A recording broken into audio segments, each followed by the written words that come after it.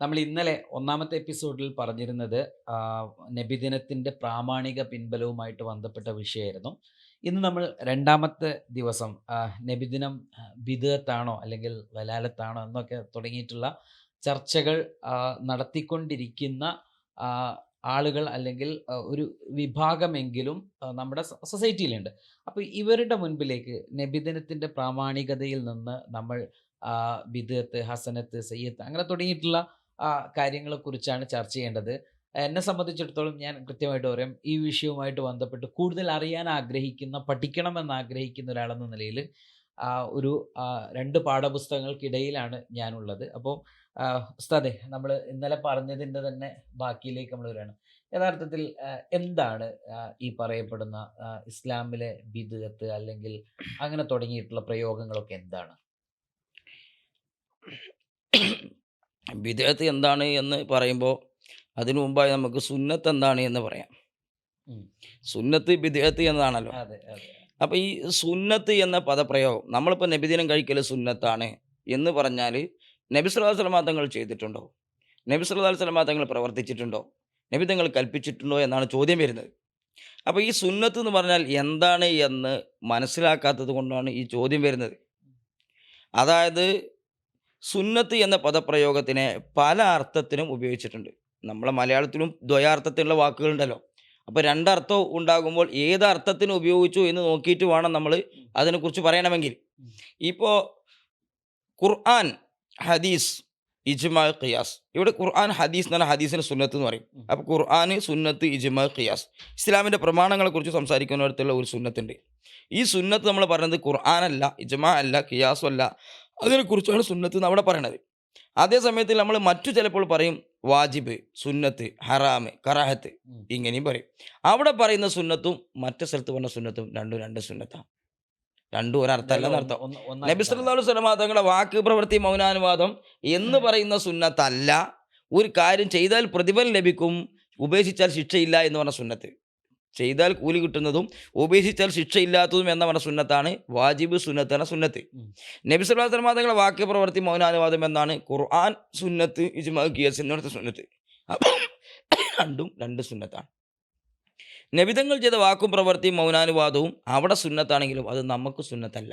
ചിലത്, എല്ലാമല്ല, ചിലത് നമുക്ക് ഹറാമാണ്, ചിലത് നമുക്ക് വാജിബാണ്, ചിലത് നമുക്ക് കറാഹത്താണ്, ചിലത് നമുക്ക് സുന്നത്തുമാണ്. ഇപ്പോൾ ഉദാഹരണത്തിന് നബി സല്ലല്ലാഹു അലൈഹി വസല്ലം തങ്ങൾ ളുഹർ നിസ്കരിച്ചു. അപ്പോൾ നിങ്ങളുടെ പ്രവൃത്തിയാണോ ളുഹർ നിസ്കാരം? അപ്പോൾ നബി നിങ്ങളുടെ സുന്നത്താണ്. എന്നാൽ നമ്മളതിനെക്കുറിച്ച് സുന്നത്ത് എന്നല്ല പറയാം, വാജിബ് എന്നാണ് വിധി പറഞ്ഞെടുത്ത് പറയാം. അല്ലേ? നബി തങ്ങൾ ളുഹർ നിസ്കരിച്ചു വരുമ്പോൾ അങ്ങനെ വരിക. അതുപോലെ നമ്മൾ നബി സല്ലല്ലാഹു അലൈഹി വസല്ലം തങ്ങൾക്ക് മരിക്കുന്ന സമയത്തിൽ 9 ഭാര്യമാരുണ്ടായിരുന്നു. അപ്പം നബി നിങ്ങളുടെ സുന്നത്താണ് 9 ഭാര്യമാരുണ്ടാകാന്ന്. നമുക്കത് ഹറാമാണ്. അല്ലേ? നബി സല്ലല്ലാഹു അലൈഹി വസല്ലം തങ്ങൾ വുളു എടുത്തത് നമ്മൾ ബുഖാരിയിലും മുസ്ലിമൊക്കെ പരിശോധിച്ചാൽ പല ഗ്രന്ഥങ്ങളിലും കാണാം. നബി സല്ലല്ലാഹു അലൈഹി വസല്ലം വുളു എടുക്കുന്ന സമയത്ത് കൈ ഒരു പ്രാവശ്യം കഴുകിയത് കാണാം. ചില വുളുവിൽ ചിലപ്പോൾ 2 പ്രാവശ്യം കഴുകിയത് കാണാം. ഈ ഒരു പ്രാവശ്യം 2 പ്രാവശ്യം കൈകളൊക്കെ നമുക്ക് കറാഹത്താണ്. പക്ഷേ നബി തങ്ങൾക്കത് നിർബന്ധമായും ശരീഅത്ത് പഠിപ്പിക്കാൻ വേണ്ടി, ഇത് അനുവദനീയമാണ് പഠിപ്പിക്കാൻ വേണ്ടി അല്ലാഹു തആല കൽപ്പിച്ചതാണ്. അപ്പോൾ നബി തങ്ങളുടെ വാക്ക്, പ്രവൃത്തി, മൗനാനുവാദത്തിലേക്ക് പോകുമ്പോൾ നമ്മുടെ വിധിയിലേക്ക് വരുന്ന സുന്നത്ത്, ഹറാമ്, കറാഹത്തിലൊക്കെ അത് വരുന്നുണ്ട്. അപ്പോൾ ഈ സുന്നത്ത് വേറെയാണ്, മറ്റേ സുന്നത്ത് വേറെയാണ്. അപ്പോൾ നമ്മളൊരു കാര്യം അതാതിൽ സുന്നത്താന്ന് പറഞ്ഞ് റസൂല ചെയ്തോ എന്ന് ചോദിക്കുന്നത് ഇത് എന്താണ് സുന്നത്ത് എന്ന് മനസ്സിലാക്കാത്തതുകൊണ്ടാണ്. ഈ സുന്നത്തിൻ്റെ എതിരായിട്ട് പറഞ്ഞത് മറ്റൊന്ന് ബിദ്അത്തുണ്ട്. ഈ ബിദ്അത്ത് എന്ന് പറയുന്നത് നേരത്തെ പറഞ്ഞതുപോലെ ഖുർആൻ, ഹദീസ് എന്ന് പറഞ്ഞ ഹദീസിൻ്റെ എതിരിലാണ് ബിദ്അത്ത് എന്ന് പറഞ്ഞത്. ആ ബിദ്അത്ത് മുഴുവനും നമുക്ക് തള്ളേണ്ടതല്ല, എന്നാൽ ആ സുന്നത്ത് മുഴുവൻ നമുക്ക് എടുക്കേണ്ടതുമല്ല. ഈ ഹസനത്തും അല്ല, അത് പറയുന്നതിന് മുമ്പ് നമുക്ക് ഇതിൻ്റെ അടിസ്ഥാനം പറയണമല്ലോ, അല്ലേ? അതായത് നബി തങ്ങളുടെ ഖുർആൻ, സുന്നത്ത് എന്ന സുന്നത്ത് മുഴുവൻ നമുക്ക് എടുക്കാനുള്ളതല്ല. നേരത്തെ പറഞ്ഞാൽ 9 ഭാര്യമാരെ നമുക്ക് പറ്റൂല, ഈ കൈകളെടുത്ത് നമ്മൾ ഒഴിവാക്കണം, വിസാലായി നോമ്പ് പറ്റും, പലതും കാണാം. നബി തങ്ങൾ രാവും പകലും നോമ്പ് എടുക്കും, നമുക്ക് ധാരാളമാണ്. അപ്പോൾ നബി തങ്ങൾ ആ സുന്നത്തൊക്കെ നമുക്ക് എടുക്കാനുള്ളതല്ല. അതേ സമയത്തിൽ ഈ ബിദ്അത്ത് മുഴുവൻ നമുക്ക് തള്ളേണ്ടതുമല്ല. അവിടെയാണ് നിങ്ങൾ ചോദ്യം പറഞ്ഞത്. ബിദ്അത്തിൻ്റെ കൂട്ടത്തിൽ ഹസനത്തായ ബിദ്അത്തും ചീത്ത ബിദ്അത്തും ഉണ്ട്, സയ്യിഅത്തായ ബിദ്അത്ത്. ഇഷ്ടംപോലെ ഇസ്ലാമിക ചരിത്രത്തിൽ നമുക്കത് പരിശോധിച്ചാൽ കാണാം. സ്വഹീഹായ ഹദീസുകളിൽ സ്ഥിരപ്പെട്ട ഒരുപാട് കാണാം. ഉദാഹരണത്തിന് പറയാം, 1-ാം ഖലീഫ സിദ്ദീഖുൽ അക്ബർ റളിയല്ലാഹു തആല തങ്ങൾ, സിദ്ദീഖ് തങ്ങളുടെ കാലത്തിൽ യമാമ യുദ്ധം നടന്നു. കുറേ ഹാഫിളുകളൊക്കെ മരിച്ചുപോയി. ഹാഫിളുകളൊക്കെ മരിക്കുന്ന സമയത്തിൽ ഉമർ ഇബ്നുൽ ഖത്താബ് തങ്ങൾ പറഞ്ഞു, നമുക്ക് ഇങ്ങനെ ഹാഫിളുകളൊക്കെ മരിച്ചാൽ ഖുർആൻ നഷ്ടപ്പെട്ടു പോകുമല്ലോ, അതുകൊണ്ട് ഖുർആൻ നമുക്കൊന്ന് ഒരുമിച്ച് കൂട്ടണം എന്നാണ്. ക്രോഡീകരണമാണ്. ഗ്രന്ഥമാക്കുന്ന ഉസ്മാൻ അള്ളാഹിൻ്റെ കാലത്ത് ക്രോഡീകരണമാണ് അപ്പോൾ വേണമെന്നുണ്ട്.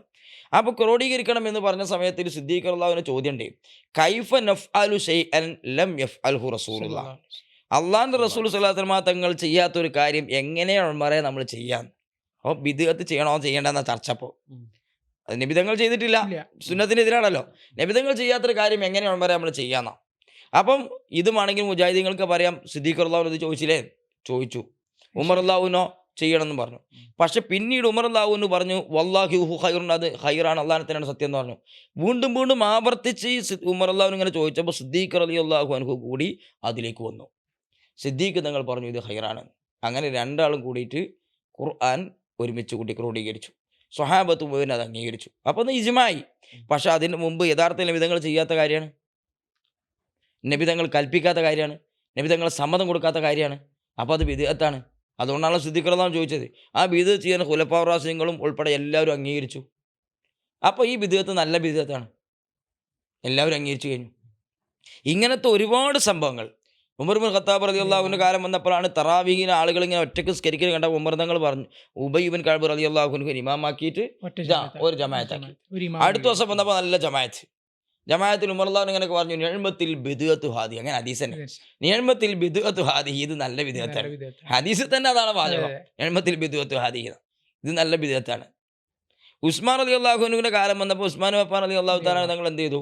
ആളുകൾ ജുമാക്ക് വരാൻ കുറച്ച് വൈകിട്ട് വന്നപ്പോൾ സമയം ഒരു ബാങ്ക് തുടങ്ങി. അങ്ങനെയാണ് ജുമാക്ക് 2 ബാങ്ക് തന്നെ. റസൂലുള്ളാഹി സ്വല്ലല്ലാഹു അലൈഹി വസല്ലം കാലത്തോ സിദ്ദീഖ് റളിയല്ലാഹുവിൻ്റെ കാലത്തോ ഉമർ റളിയല്ലാഹുവിൻ്റെ കാലത്തോ ഇപ്പോൾ 2 ബാങ്കില്ലല്ലോ, ഒരു ബാങ്കുള്ളൂ. ആ 2 ബാങ്കിൽ ചിലർ വിചാരിച്ചത് ഈ 2 ബാങ്ക് എന്ന് പറയുന്നിടത്ത് ഒരു വ്യത്യാസമുണ്ട്. അത് പിന്നെ ഉസ്മാൻ റളിയല്ലാഹു നടപ്പിലാക്കിയ 2ാം ബാങ്ക് എന്ന് പറയുന്നത് യഥാർത്ഥത്തിൽ ആദ്യത്തെ ബാങ്കാണ്. ഇപ്പൊ നമ്മുടെ നാട്ടിലൊക്കെ ഫസ്റ്റ് കൊടുക്കുന്ന ബാങ്ക് ഉണ്ടല്ലോ, സമയമാകുമ്പോൾ, അതായത് ക്ലോക്കിൽ കാണുന്ന സമയത്തിന് കൊടുക്കുന്ന ബാങ്കാണ് യഥാർത്ഥത്തിൽ ഉസ്മാൻ റളിയല്ലാഹു നടപ്പിലാക്കിയ ബാങ്ക്. ആദ്യകാലത്ത് നബിതങ്ങളുടെ കാലത്ത്, സിദ്ദീഖ് റളിയല്ലാഹുവിന്റെ കാലത്ത്, ഉമർദാന്റെ ഒക്കെ കാലത്ത് ഉണ്ടായിരുന്ന ബാങ്ക് എന്ന് പറയുന്നത് നമ്മൾ ജുമുഅക്ക് ഇരുന്നതിന് ശേഷം അന്ന് ജുമുഅക്ക് ഉണ്ടായിരുന്നു. ഇവരിത് ഒഴിവാക്കി. ഇപ്പൊ ഇവർ ചില വിദ്യാർത്ഥാന്ന് ഒഴിവാക്കുന്നത് ഏത് ബാങ്കാണ്? ഖത്തീബ് ബാങ്കാണ്. നബിതങ്ങളുടെ കാലത്തുള്ള ബാങ്കായ അതിനെ ഒഴിവാക്കിയിട്ട് ഉസ്മാൻ റളിയല്ലാഹു തുടങ്ങി ഇവരെ വാദപ്രകാരമുള്ള വിദ്യാർത്ഥാണ് ചോദിക്കുന്നത്. ഇതിലുള്ളൊരു വൈരുദ്ധ്യം, അത് അടിസ്ഥാനപരമായി ഇതെന്താണെന്ന് മനസ്സിലാക്കുന്നില്ല. ഇതൊരു പൊളിറ്റിക്കൽ അജണ്ടയുടെ ഭാഗമായിട്ടോ മറ്റോ ആണ് ഇവരുടെ ഈ ആശയങ്ങൾ തന്നെ കടന്നു വരുന്നത്. ഇതിൻ്റെ ഒരു ഹിസ്റ്ററി പരിശോധിച്ചാൽ നമുക്ക് മനസ്സിലാവും. അപ്പോൾ അത് നമ്മുടെ ആ വിഷയം അതല്ലാത്തത് കൊണ്ട് അതിലേക്ക് കടക്കുന്നില്ല എന്നുള്ളൂ. പക്ഷെ ശരിക്കും ഇത് പറഞ്ഞാൽ ഇതൊരു ആത്മീയമായിട്ടുള്ള മുന്നേറ്റമോ ആത്മീയമായിട്ട് ഈ സമൂഹത്തിൽ ഒരു ഉത്കർഷം ഉണ്ടാക്കിയെടുക്കുക, അതൊന്നുമല്ല ലക്ഷ്യം. ഇതിൻ്റെ ലക്ഷ്യം പൊളിറ്റിക്കലാണ്. അത് ഇസ്ലാമിക ചരിത്രം പരിശോധിച്ച് നോക്കിയാൽ ഇസ്ലാമിക സമൂഹത്തിൽ നിലനിന്നിരുന്ന ഖിലാഫത്തിൻ്റെ ഒക്കെ, പ്രത്യേകിച്ച് ഉസ്മാനിയ ഖിലാഫത്തിൻ്റെ ഒക്കെ ആ ചരിത്രം ശരിക്കും പരിശോധിച്ചാൽ എവിടെ നിന്നാണ് ഈ വഹാബിസം വരുന്നത് എന്നുള്ളത് മനസ്സിലാവും. അവരതിൻ്റെ ഒരു ടൂളായിട്ട് മതത്തെ ഉപയോഗിക്കുന്നത് മാത്രമാണ്. മതം അവർക്കൊരു ടൂള് മാത്രമാണ്. അവരുടെ പൊളിറ്റിക്കൽ ഐഡിയോളജി സ്ഥാപിച്ചെടുക്കാനുള്ള ഒരു ടൂള് മാത്രമായിട്ടാണ് മതത്തെ ഉപയോഗിക്കുന്നത്. അത് ആളുകൾക്ക് ഇഷ്ടപ്പെടുന്ന രീതിയിൽ അവതരിപ്പിക്കാൻ അവർ ശ്രമിക്കും. പൊതുസമൂഹത്തിന് പെട്ടെന്ന് ഉൾക്കൊള്ളാൻ, യുക്തിപരമായിട്ടൊക്കെ പെട്ടെന്ന് ഉൾക്കൊള്ളാൻ പറ്റുന്ന, അതുകൊണ്ട് നീ ചിലതിനൊക്കെ അവർ കൊള്ളും. ബുഖാരിയിൽ ഹദീസ് വരെ തള്ളുന്ന ആളുകൾ അവരുടെ വിഭാഗത്തിലുണ്ട്. സഹീഹുൽ ബുഖാരി എന്ന് പറഞ്ഞ എത്രത്തോളം വെച്ചാൽ അവരെ കൂട്ടത്തിലുള്ള ഒരു പഴയ പണ്ഡിതൻ പറഞ്ഞു കേട്ടിട്ടുണ്ട് 60 ഹദീസ് ഞാൻ ലൈഫാക്കിന്ന്. ആരാണ്? ബുഖാരിയിൽ 60 ഹദീസ് ഞാൻ ലൈഫാക്കിന്ന് പറയുകയാണ്. അവര് ഒരവസ്ഥ, അവർ തന്നെ പരസ്പരം നിങ്ങൾ അത്ര ഹദീസ് തള്ളിയായിരുന്നു, അപ്പോൾ മറ്റൊരു നിങ്ങൾ ഖുർആനെ തള്ളിയെന്നാണ്. മർക്കസുദാവക്കാര് ഒരുപാട് സ്വഹീഹുൽ ബുഖാരിയിലൊക്കെ സ്വഹീഹ് ഹദീസുകളെ തള്ളിയെന്നാണ് വിസ്റ്റം ഗ്രൂപ്പുകാർ പറയണത്. അപ്പൊ വിസ്റ്റം ഗ്രൂപ്പുകാർ ഖുർആനെ തള്ളിയെന്നാണ് മറ്റൊരു പറഞ്ഞത്. അവർ തമ്മിലുള്ള അവസ്ഥ. അപ്പോൾ ഇപ്പോൾ ഉസ്താദ് പറഞ്ഞ വിഷയം ഉണ്ടല്ലോ, അത് യഥാർത്ഥത്തിൽ പൊളിറ്റിക്കലാണ് അവരുടെ ആശയം എന്നല്ലേ. അത് ഒരു പക്ഷേ ചിലപ്പോൾ നമ്മുടെ നാട്ടിലെ സാധാരണക്കാരാകുന്ന വിദ്യാർത്ഥിക്കാരനോ ചിലപ്പോൾ അതിന് പ്രസംഗിക്കാൻ പോകണമെന്ന് അറിഞ്ഞോളുന്നില്ല. അതിൻ്റെ അടിസ്ഥാനം അതാണെന്ന് പറഞ്ഞാൽ ചിലപ്പോൾ ഈ താഴെയുള്ള ആളുകൾ അറിഞ്ഞോളുന്നില്ല. അപ്പോൾ നമ്മളിപ്പോൾ ഇത് പറയുമ്പോൾ ചിലപ്പോൾ അവർ മനസ്സിലാക്കും ഇതൊക്കെ വെറുതെ കള്ളത്തരല്ലേ, നമ്മൾ അതിനല്ലല്ലോ പ്രവർത്തിക്കും. ഇവരതിനാവില്ല, താഴെ തട്ടിലെ ആളുകളൊന്നും മനസ്സിലാക്കിക്കൊള്ളുന്നില്ല. അത് അടിസ്ഥാനം അതാണ്. അപ്പോൾ ചുരുക്കി പറഞ്ഞാൽ ഖുലഫാഉർ റാഷിദീങ്ങൾ മുഴുവൻ അവരുടെ കാലഘട്ടത്തിലൊക്കെ ഓരോന്ന് പുതിയത് തുടങ്ങിയിട്ടുണ്ട്. നമ്മളിപ്പോൾ അറബി ഗ്രാമർ പഠിക്കുന്നു. അലി റളിയല്ലാഹുവിന്റെ കാലത്താണ് അറബി ഗ്രാമർ തുടങ്ങിയത്. അതുവരെ അതില്ല. അറബി ഗ്രാമർ നഹ്വ് എന്ന് പറഞ്ഞ സംഭവം തുടങ്ങുന്നതിന് അലി റളിയല്ലാഹുവിന്റെ കാലത്താണ്. അവിടെ നിന്ന് അങ്ങോട്ട്, അതായത് അറബികളും അനറബികളും തമ്മിൽ കലർന്നപ്പോൾ അറബി ഭാഷയിൽ ചില പ്രശ്നങ്ങൾ വന്നു. അത് പിന്നെ അബുൽ അസ്വദ് ദുവലി എന്ന ആളാണ് അതിൻ്റെ വാദിയത്തിന് തുടങ്ങിയ ആളെന്ന് പറയുന്നത്. അദ്ദേഹത്തിൻ്റെ മകൾ വീടിൻ്റെ മുകളിൽ കയറിയിട്ട് ഇങ്ങനെ നിൽക്കുമ്പോൾ നക്ഷത്രങ്ങൾ കണ്ടപ്പോൾ അത്ഭുതപ്പെട്ടുകൊണ്ട് മാ ഇസ്സനു സമ്മാവ് എന്ന് പറഞ്ഞു. അപ്പോൾ ഇവരെന്ന് പറഞ്ഞാൽ നുജൂം, അതായത് എന്താണ് ഈ ആകാശത്തെ ഭംഗിയാക്കിയത് എന്നാണ് ആ കുട്ടി ചോദിച്ച വാചകത്തിൻ്റെ നേരർത്ഥം. ഉം. അപ്പോൾ അതിന് നക്ഷത്രങ്ങളാന്ന് പറഞ്ഞു. അപ്പം കുട്ടി പറഞ്ഞു എനിക്കറിയാം നക്ഷത്രമാണെന്നുള്ളത്. ഞാൻ അജബായിട്ട് പറഞ്ഞു അത്ഭുതം. അങ്ങനെയാണെങ്കിൽ പറയേണ്ടത് മഹ്സന സമ എന്നാണ്. അപ്പം കുട്ടി പറഞ്ഞ വാചകം തെറ്റിപ്പോയി. ഭാഷാ ഭാഷ പ്രയോഗത്തിൽ പ്രയോഗത്തിൽ തെറ്റിപ്പോയി. അപ്പോഴാണ് അവിടുന്ന് അതൊരു നിയമമാക്കി തുടങ്ങി. അങ്ങനെയാണ് നെഹ്വ് തുടങ്ങണത്. അപ്പോൾ അതും വിദഗ്ധത്താണ്. അതെ, അതെ, അതും വിദഗ്ധത്താണ്. അതെ. അതൊക്കെ പക്ഷെ അതൊക്കെ പഠിക്കുന്നുണ്ട്. നല്ല വിദഗ്ധമാണ്. എല്ലാ ഖുലഫാ കാലത്തും വില കാലത്തും ഇവിടെ ഇവര് പ്രയോഗിക്കുന്ന ഒരു പ്രയോഗം നബിദിനം ആഘോഷിക്കുന്നത് ബിദ്അത്താണ്. അതെ, നമ്മൾ ഇന്ന് നടത്തുന്നത് പോലെയുള്ള നബിദിന പരിപാടികൾ നമുക്ക് പറയാം അത് നല്ലൊരു വിദ്യാത്തിന് ഹസന എന്ന് പറയാം. ഇങ്ങനെ 12-ൻ്റെ അന്ന് ഇങ്ങനെ പാട്ട് പാടിയും റാലി നടത്തി അങ്ങനെ നടത്തി നമുക്ക് പറയാൻ പറ്റില്ല. പക്ഷെ അതൊക്കെ നബിതങ്ങൾ റസൂലുള്ള അംഗീകരിക്കും. റസൂലിൻ്റെ കാലത്ത് നടന്നു കാണാം. ഇമാം ബുഖാരിയിൽ തന്നെ ഒരു സംഭവം കാണാം. അതായത് മസ്ജിദ് ഖുബായിൽ ഒരു ഇമാം ഉണ്ടായിരുന്നു, അൻസാരിയാകുന്ന ഇമാം. ഇയാൾ എല്ലാ നിസ്കാരത്തിലും ഖുൽ ഹുവല്ലാഹു സൂറത്ത് ഓതും. ഫാത്തി ഓതിയാൽ പിന്നെ അയാൾ ഇഖ്ലാസ് സൂറത്ത് ഓതും. ഇഖ്ലാസ് സൂറത്ത് ഓതിയിട്ട് പിന്നെ മൂപ്പര് സൂറത്ത് സാധാ സൂറത്ത് വേറെ ഓതും. അത് മാറ്റി മാറ്റി ഓതും. പക്ഷെ ഫാത്തിൻ്റെ കൂടെ ഒരു ഇഖ്ലാസ് മൂപ്പര് ഓതും.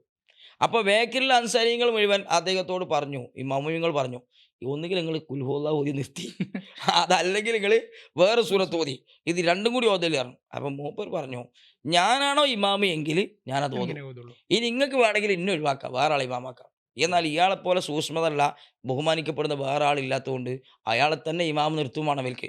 അപ്പം പിന്നെ തൽക്കാലം അവരോട് സഹിച്ചു. നമ്മളെ നാട്ടിലൊക്കെ ഉണ്ടാവില്ല ചില ഉസ്താദ്മാരെ സംഭവം. ഉസ്താദിന് നമുക്ക് ആവശ്യമുണ്ട്, അയാളെ പ്രവർത്തനം ചെലുത്തി കമ്മിറ്റിക്കാർക്ക് പറ്റൂല, അതൊക്കെ കണ്ടും ആണ് സഹിച്ചു അവർ.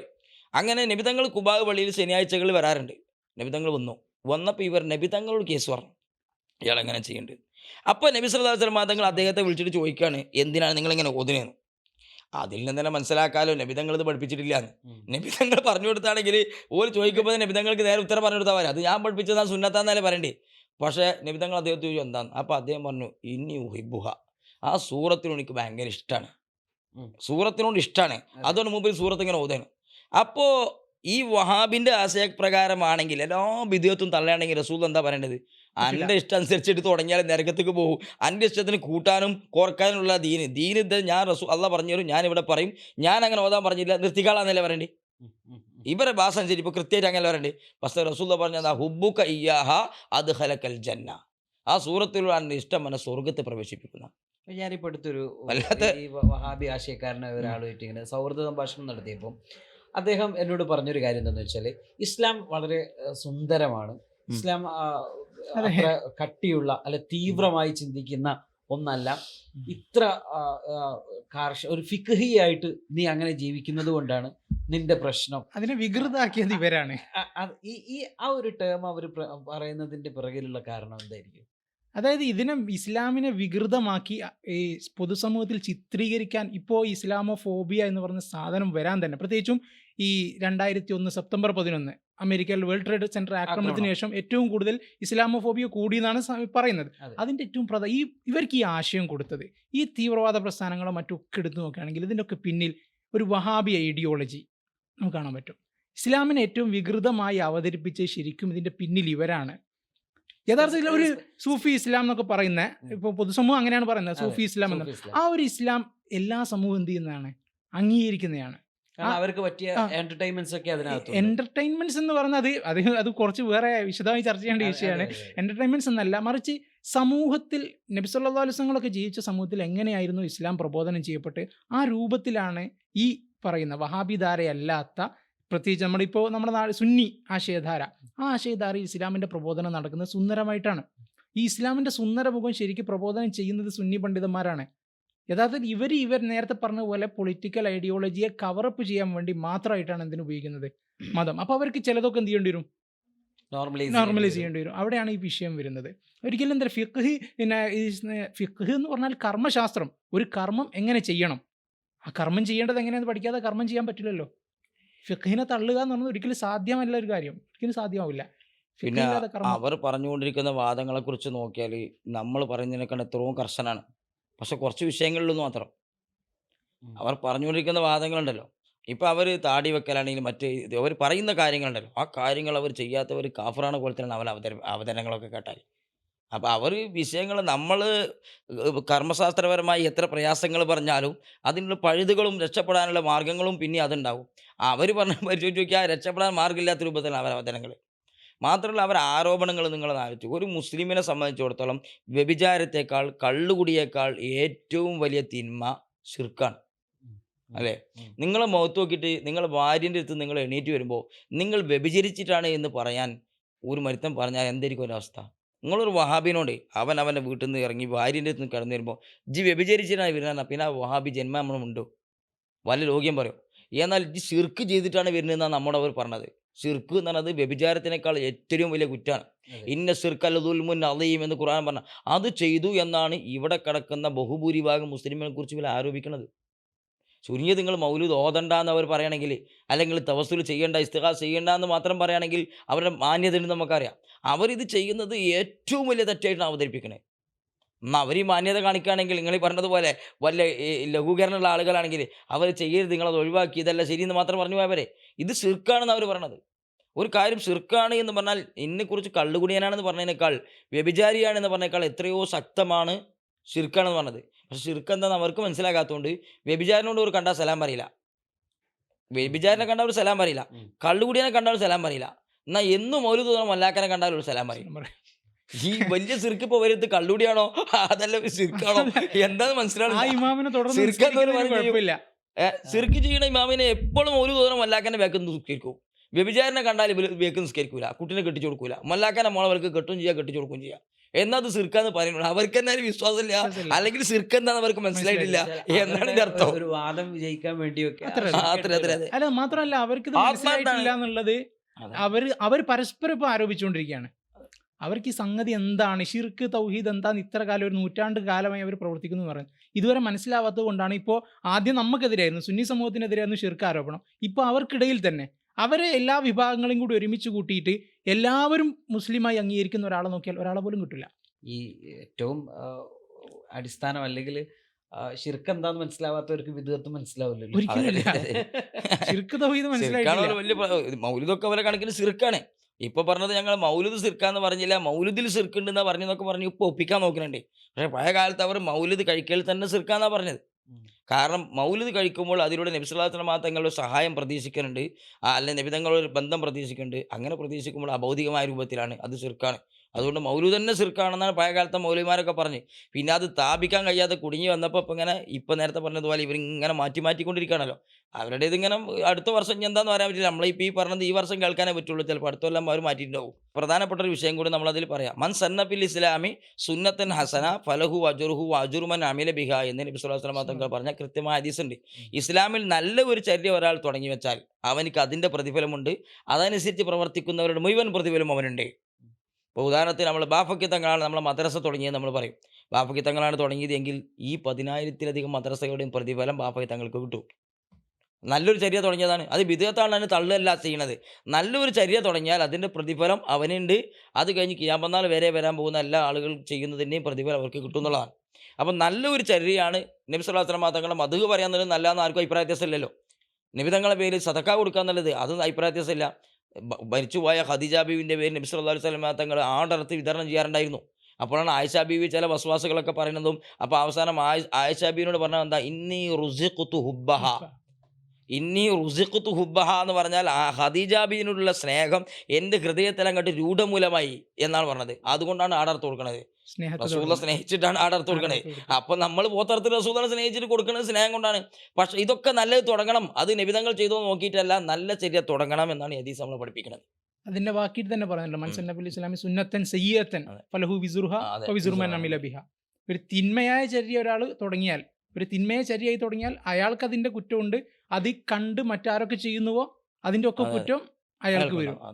ഇവിടെയാണ് ശരിക്കും ഇപ്പോൾ സുന്നത്ത് ബിദഅത്തുൻ ഹസനത്ത് ബിദഅത്ത് സയ്യിഅത്ത് കൃത്യമായി പറയുന്ന ഒരു ഹദീസാണിത്, മൻ സന്ന ഫിൽ ഇസ്ലാമി എന്നുള്ളത്. അവിടെ സുന്നത്തൻ ഹസനത്തൻ സുന്നത്തൻ സയ്യ ഹദീസ് സുന്നത്തൻ ഹസന നല്ല ബിദഅത്ത്, സുന്നത്തൻ സയ്യ ചീത്ത ബിദഅത്ത്. പിന്നെ നിലവിലുള്ള സുന്നത്താണ് ഇപ്പം നമ്മൾ ഉണ്ടാക്കല്ലോ. ഇവരിപ്പോൾ അങ്ങനെ പറഞ്ഞത് നിലവിലുള്ള ഒരു സുന്നത്തിന് നമ്മൾ തുടങ്ങാന്ന്. അങ്ങനെ വലിയ ചീത്ത ഉണ്ടാവില്ലല്ലോ. സുന്നത്തുകൾ നഷ്ടപ്പെട്ടു പോയത് നമ്മൾ ഹയാത്താക്കണതിനെ കുറിച്ചാണ്, രണ്ടാമത് കുത്തിപ്പൊക്കി കൊണ്ടുവരുന്നതിനെ കുറിച്ചാണ് ഈ പറഞ്ഞതെന്ന് അവർ പറഞ്ഞത്. അങ്ങനെ പിന്നെ അതിന്റെ ബാക്കി സുന്നത്തും സയ്യാത്ത് എന്തിനാ പറയണേ? നബിതങ്ങളുടെ കാലത്ത് സയ്യത്തായ സുന്നത്ത് ഉണ്ടാവില്ലല്ലോ. അപ്പൊ ഈ സുന്നത്ത് എന്ന പദം ഇവർ മനസ്സിലാക്കുന്നത് തെറ്റിപ്പോയതാണ്. ആ പദം മനസ്സിലായില്ല എന്നാണ് നമുക്ക് പ്രധാനമായിട്ടും ഈ വിഷയത്തിൽ ഈ എപ്പിസോഡിൽ നമുക്ക് പ്രധാനമായിട്ട് പറയാനുള്ള ഒരു വിഷയം അതാണ്. സുന്നത്ത് എന്ന പദത്തിനെ ഖുർആൻ ഹദീസ് സുന്നത്ത് ഇജ്മാ എന്നതിലുള്ള സുന്നത്ത് എന്ന അർത്ഥത്തിനല്ല വെക്കേണ്ടത്. വാജിബ് സുന്നത്ത് എന്നിടത്തുള്ള സുന്നത്താണ് നമ്മൾ ഇത്തരം വിഷയങ്ങളെക്കുറിച്ച് പറയുന്നത്. ആ സുന്നത്തിൻ്റെ അർത്ഥവും മറ്റേ സുന്നത്തിൻ്റെ അർത്ഥവും രണ്ടും രണ്ടെണ്ണാണ്, രണ്ടും ഒന്നല്ല.